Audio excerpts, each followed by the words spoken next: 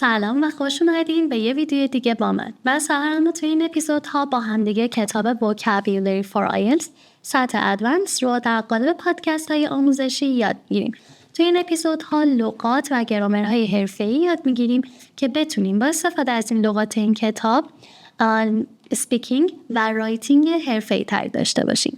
یادتون نره که من این کتاب سطح اینترمدییت هم آموزش دادم که از طریق این پلیلیست میتونید بهش دسترسی داشته باشید. اول اون سطح رو کار کنید، بعد این سطح. و از همه مهمتر برای دانلود PDF هایی که بهتون آموزش میدم میتونید جوین بشین به کانال تلگرام سحرکست. حالا چطوری از این پادکست ها استفاده کنید؟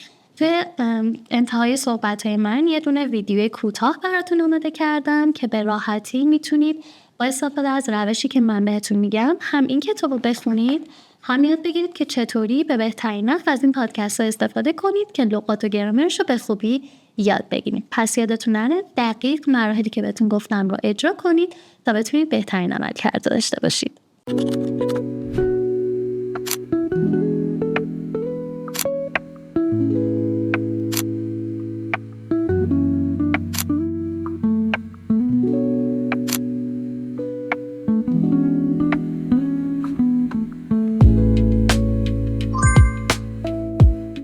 Vocabulary for IELTS Advanced Level, Unit 7, Tourism and Travel.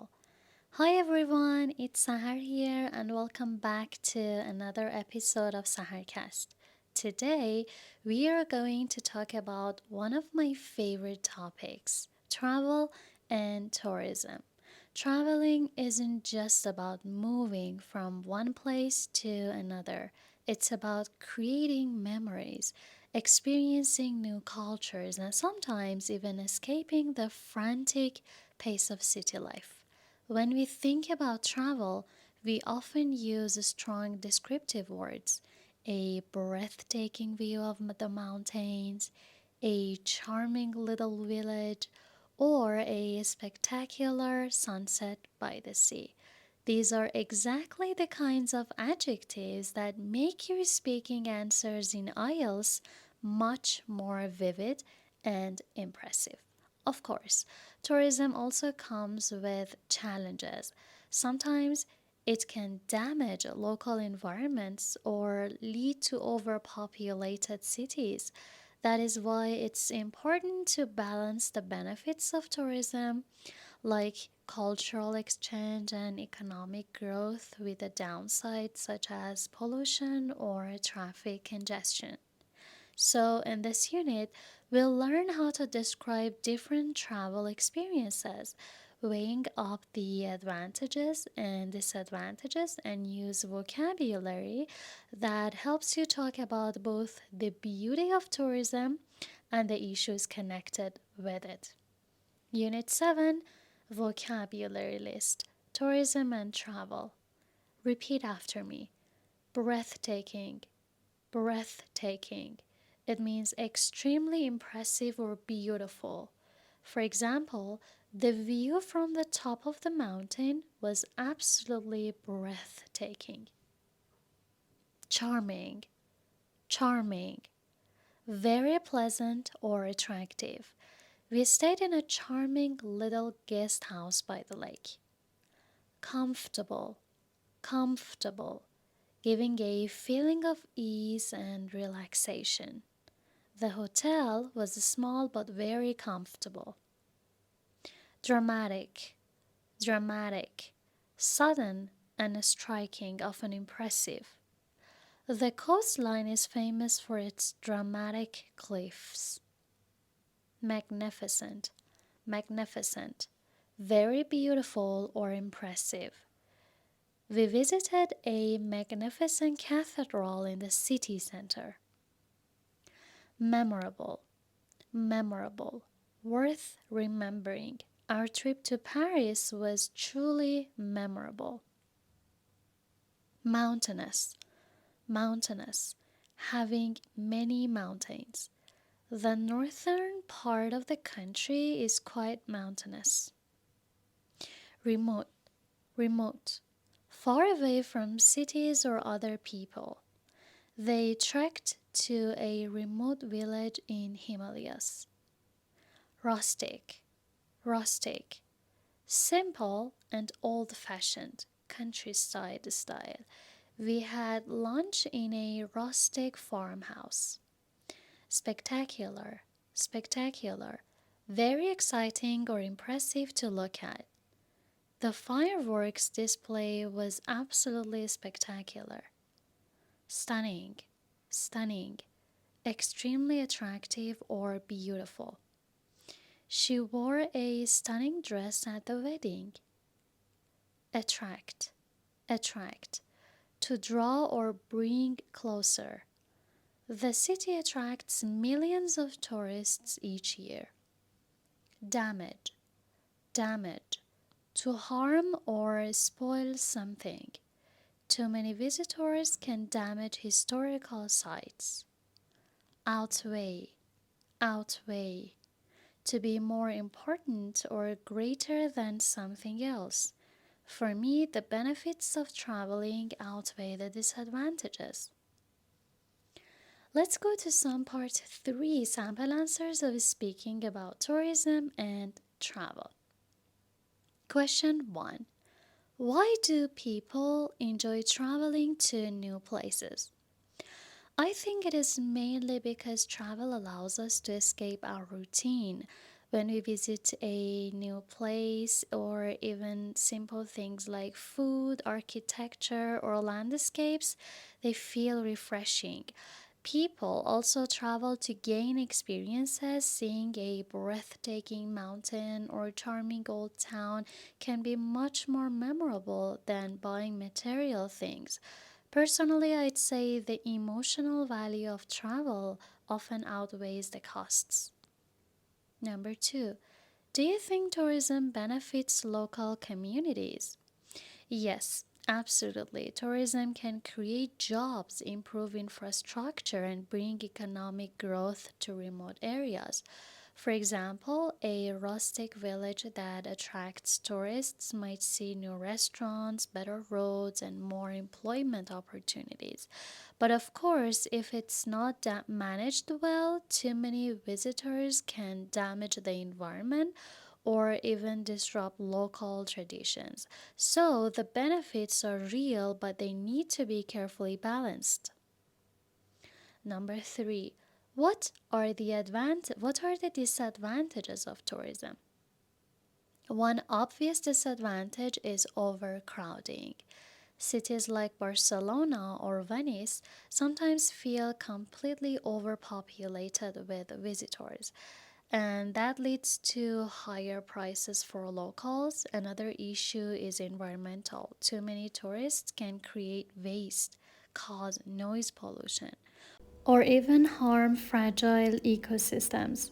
So, while travel can be spectacular for visitors, it might be problematic for residents. Number 4, should governments limit the number of tourists in some areas?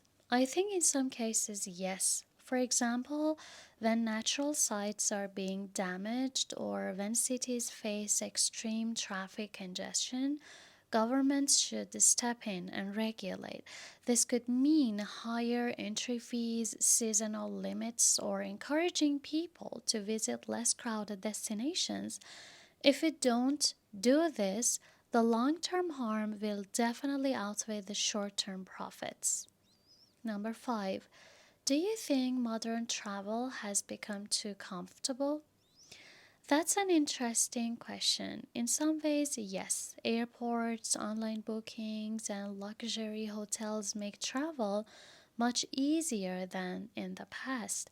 But at the same time, part of the magic of travel is stepping outside your comfort zone. I personally believe having everything comfortable and predictable can sometimes make trips less memorable. A little challenge or spontaneity often makes the experience richer. Number 6, how does tourism affect the environment? Unfortunately, the effects can be quite negative.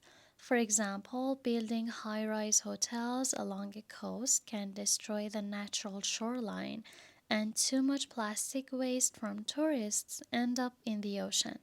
On the other hand, Ecotourism is becoming more popular, where travelers try to preserve rather than damage the environment. So the impact really depends on how responsibly people travel. Number 7. Do you think people will travel more in the future? Definitely. With cheaper flights and the rise of online platforms like Airbnb, travel has become much more accessible. Also, young people today value experiences more possessions. They'd rather spend money on a stunning trip than on buying luxury goods. Of course, climate change and fuel costs might slow things down, but overall, I believe global travel will continue to grow. Number 8. Is international tourism better than domestic tourism? Well, it depends on what you're looking for. International travel offers exposure to completely different cultures, languages, and traditions. It's an immense opportunity for personal growth. But domestic tourism also has value. It supports the local economy and helps people appreciate their own heritage. Personally, I'd say both are important, and in IELTS, I'd argue that one doesn't necessarily outweigh the other. Let's go to practice 1 part 2 sample. The question goes like this. Describe a trip you liked. You should say where you went, who you went with, what did you do there, and explain why you liked it. A trip that I absolutely loved was my solo journey to Sri Lanka, which I took just 2 weeks ago. Although I usually travel with friends and family, this time I decided to go alone because I wanted to challenge myself and experience independence in a different country. I began my trip in Colombo, the capital, but I didn't stay there for long because I was more interested in the countryside and coastal areas. I took the famous train ride from Kandy to Ella, which is said to be one of the most scenic journeys in the world. Honestly, the views were breathtaking. Tea plantations stretching as far as the eye could see, waterfalls cascading down green hills, and small villages where locals waved at the train. What made this trip particularly special was not only the stunning landscapes, but also the sense of freedom that came with traveling solo. I had no strict schedule, so I could explore at my own pace. If I wanted to stop for street food or spend hours hiking in the hills, I simply did it. This flexibility allowed me to immerse myself in the culture and connect more deeply with local people, who were surprisingly warm and hospitable. I also spent a few days in the beach in Marissa. It was calm before the storm because I returned to Tehran's frantic traffic right after. I had the time of my life just sitting by the ocean, reading and reflecting on my goals. In retrospect, this journey across the country and a journey inward. So yes, if I had the chance, I'd go back in the blink of an eye. Another part to sample. Describe a green area in the countryside that you love. Where is it? What it looks like, what people do there, and explain why you like it.